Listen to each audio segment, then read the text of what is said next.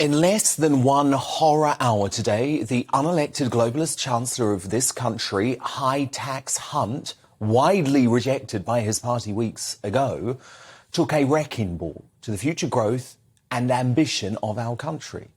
And the unelected globalist Prime Minister sitting behind him, Fishy Rishi, took a wrecking ball to the reputation of the Conservatives, the world's greatest ever political force, but now no longer a low-tax, small-state party.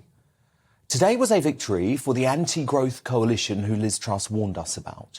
It was a victory for treasury orthodoxy, the power of the markets over the people, and a disturbing social democratic economic coalition proving there is now no fundamental difference financially between the Tories and the Labour Party.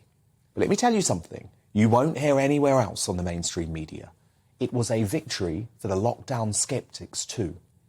Throughout 2020 and 2021, our political class conspired with the MSM to pretend that the unprecedented shuttering of our economy and the collateral damage that followed was inevitable and necessary, as if there wasn't a political choice.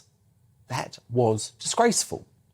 As Sunak frittered away £410 billion of our money while locking us in our homes and refusing to allow so many of us to earn a living for a virus with a 99.8% survival rate, folk like me warned publicly of financial catastrophe for a generation to come.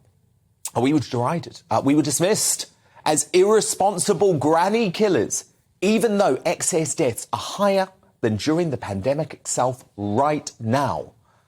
Poverty and locking human beings inside causes death, you see.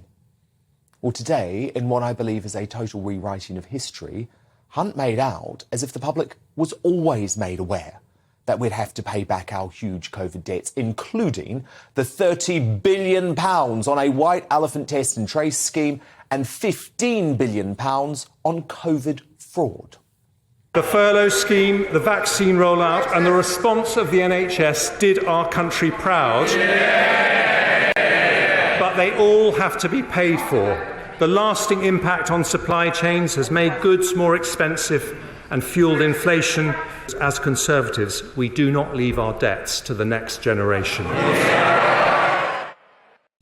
That's certainly not what Sunak was telling us at the time, as he continued with his extortionate furlough scheme even into last year, when most of us had already had COVID.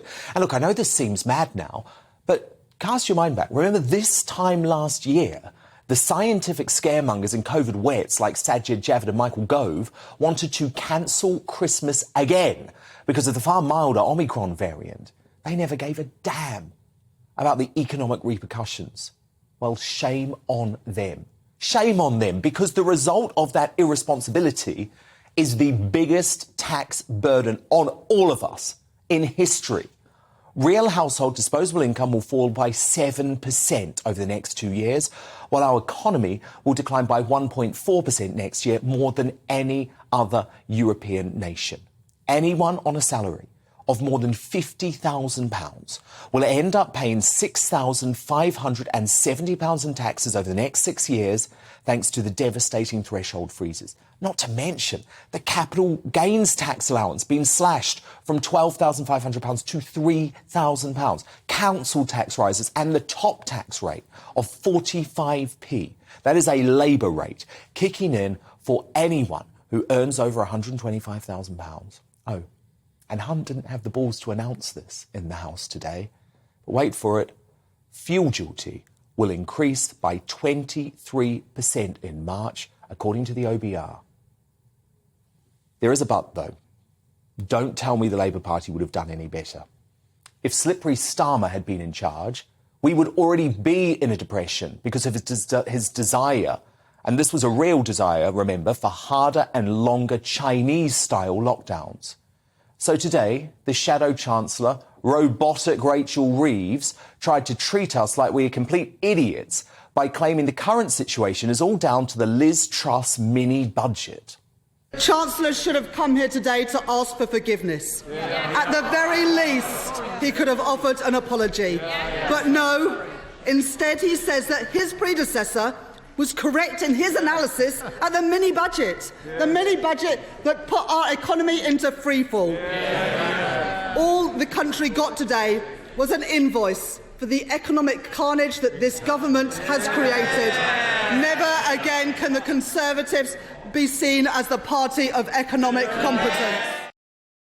Now, look, again, this isn't something you'll hear anywhere, but I'm going to defend Liz Truss. Today, I missed Liz Truss.